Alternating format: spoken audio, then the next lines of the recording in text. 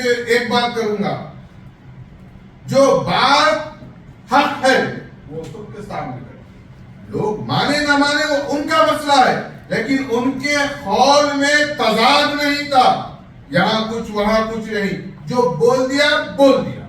یہ بہت بڑی خوبی ہوتی ہے، ڈٹ جانا اپنی بات پر۔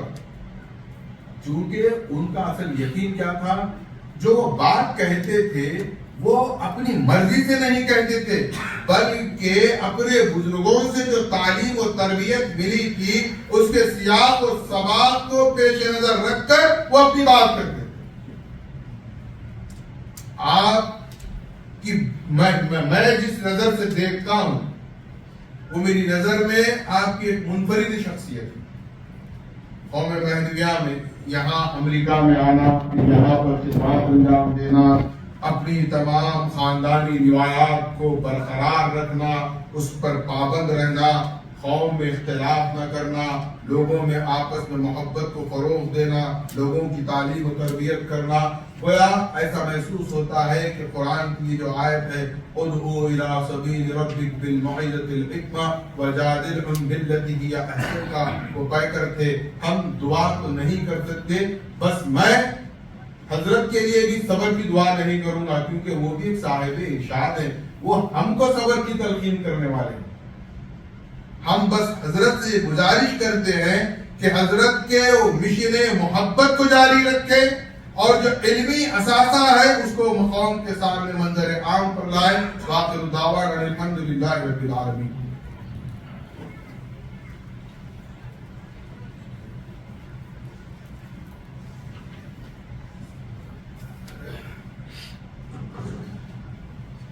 ابھی آپ کے سامنے حضرت پیر و مرشد مولانا سید محمود بدرالدجا منور صاحب قبلہ بصیرت افروز تقریر پیش کر رہے تھے۔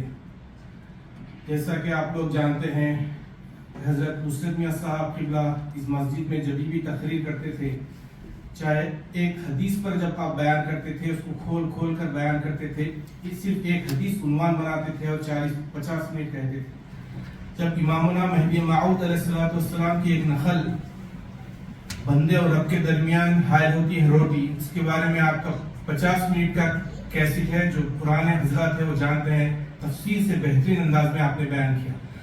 نہ صرف یہ بلکہ آپ بحریان کے موقع پر بزرگ کی پوری شخصیت، ان کی سیرت بیان کرتے تھے، تو پھر آپ حضور نبی کریم صلی اللہ علیہ وسلم کی شان، آپ کا مقام، آپ سے محبت، آپ کے میلاد کے تعلق سے آپ قرآن آیات سے پیش کرتے تھے۔ اسی طرح میلاد مہدی جب آتا تھا تو امامت مہدی موعود علیہ السلام کے تعلق سے، اور بے شمار قرآن کی آیتوں کو آپ نے کھول کھول کر بیان کیا۔ سورہ نور کی آیت اللہ نور السماوات والارض آپ نے بیان کیا، مجھے یاد آ رہا ہے وہ کہہ رہے تھے آسمانوں اور زمین میں نور ہے، تو وہ نور کیا ہے؟ ہم تو صرف سرسری مطالعہ کر لیتے ہیں۔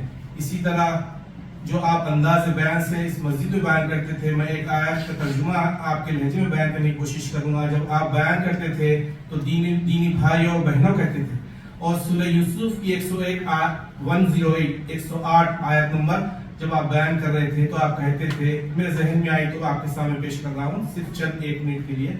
بسم اللہ الرحمن الرحیم، قل ھذہ سبیلی، قل کہہ دو اے محمد صلی اللہ علیہ وسلم، ھذہ سبیلی یہ میرا راستہ ہے، ادعو الی اللہ اللہ کی طرف بلاتا ہوں۔ اب یہاں پر رک کر آپ فرماتے تھے کہ عام بندہ ہر کس کو نہ کر اللہ کی طرف نماز کے لیے بلاتا ہے، نیک کام کے لیے بلاتا ہے، لیکن اللہ کے نبی محمد علیہ صلی اللہ علیہ وسلم اللہ کی طرف سے معمور ہے، معصوم علی الخطا ہے۔ ادعو الی اللہ اللہ کی طرف بلا رہے ہیں، کس پر بلا رہے ہیں؟ علی بصیرتی، تو بصیرت پر پھر جب بیان کرتے تھے تو آپ لوگ سمجھ گئے ہوں گے اس آیت کا کس طرف رجحان تھا۔ بصیرت یعنی بینائی، دیدار کی دعوت دے رہے ہیں۔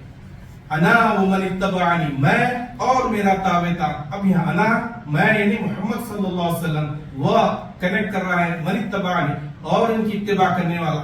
تو عام لوگ کہتے ہیں کہ عام اتباع کرنے والا، لیکن حضرت فرماتے تھے حضور کی مکمل اتباع قدم بقدم وہی شخص کر سکتا ہے جو معصوم علی الخطا ہے، اور وہ ہے حضرت سید محمد جون پوری مہدی موعود علیہ السلام۔